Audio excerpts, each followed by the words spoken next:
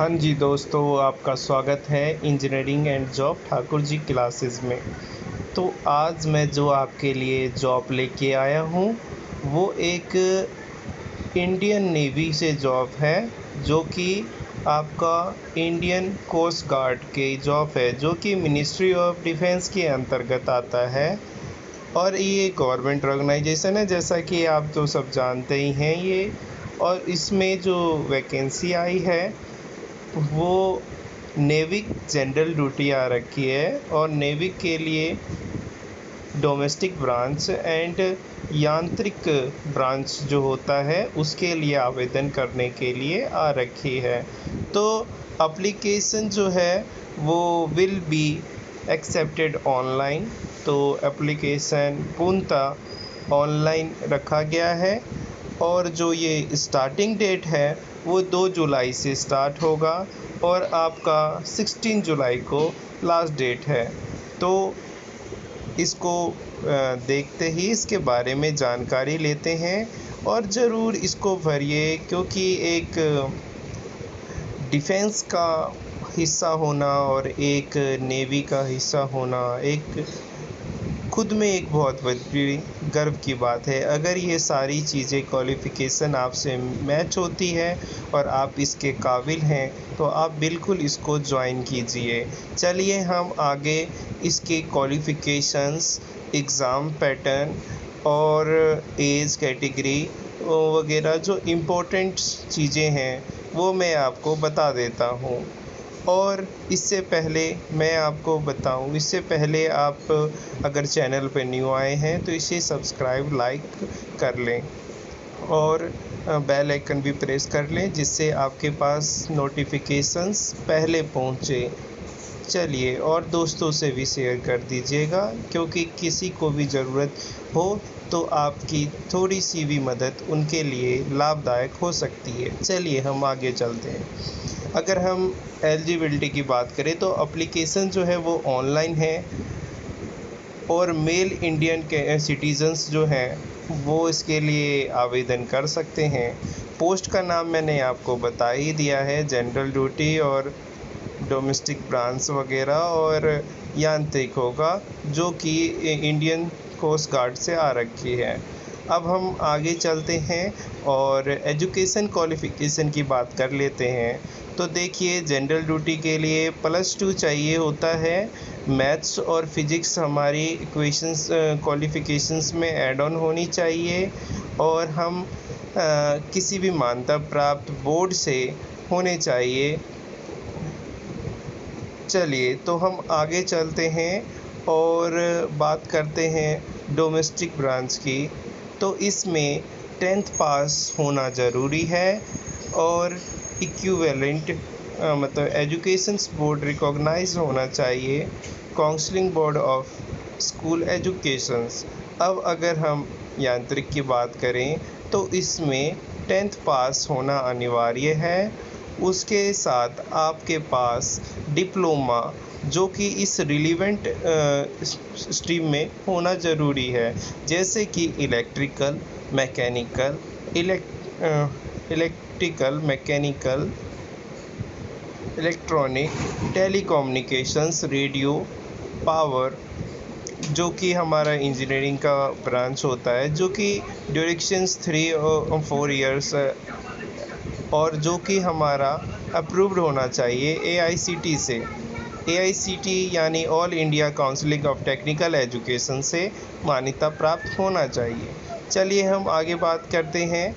तो अगर हम इसी से रिलेटेड बात करें तो 10-12 क्लास पास आउट होना चाहिए, एजुकेशन बोर्ड होना चाहिए रिकॉग्नाइज्ड। उसके बाद COBSE से डिप्लोमा होना चाहिए, 2 and 3 ईयर ड्यूरेशंस, और AICT से अप्रूव्ड होना चाहिए। List of equivalent diploma for अगर बात करें हम यांत्रिक के लिए, तो जैसे कि इलेक्ट्रिकल और मैकेनिकल इलेक्ट्रॉनिक और टेलीकम्युनिकेशंस, रेडियो और पावर इंजीनियर के लिए हमने बात की है। तो इसमें हमारे पास सब ब्रांचों में जो पार्ट्स हैं उसको बहुत अच्छी तरीके से डिफ़ाइन किया गया है।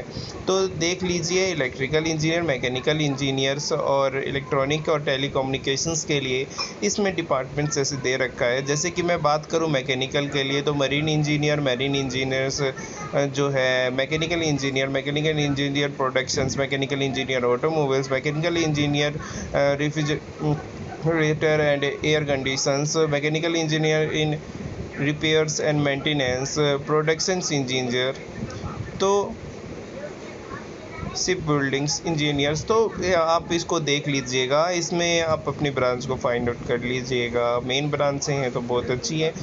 तो चलिए अब हम आगे नीचे चलते हैं और एज की बात कर लेते हैं। ये एक बहुत इम्पोर्टेंट टॉपिक होता है एक डिफेंस के उसमें, और एक नेवी के इसमें, या किसी भी बात करें तो एज एक बहुत बड़ा रोल प्ले करता है।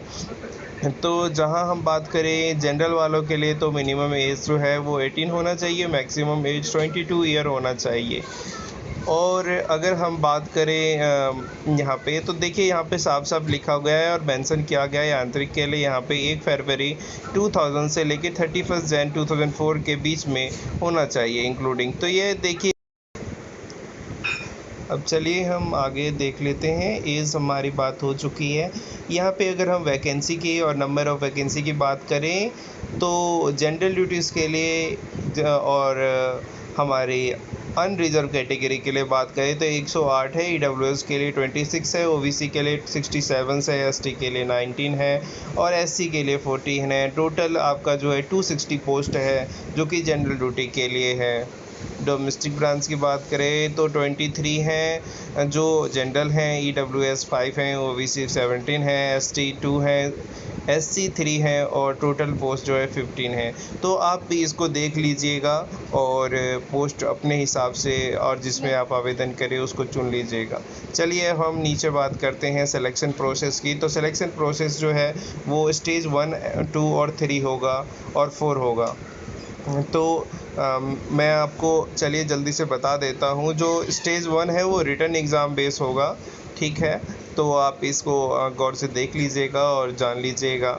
उसके बाद हम बात करें तो ये पासिंग वगैरह, नंबर वगैरह है, ये सब चीज़ें आप बिल्कुल ध्यान।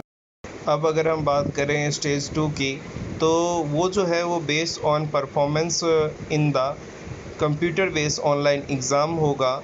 और एक चीज़ और, इसमें कोई नेगेटिव मार्किंग नहीं होती है एग्ज़ाम में, रिटन बेस में। तो बिल्कुल फेयर वर्क कीजिएगा और अपना बेस्ट दीजिएगा।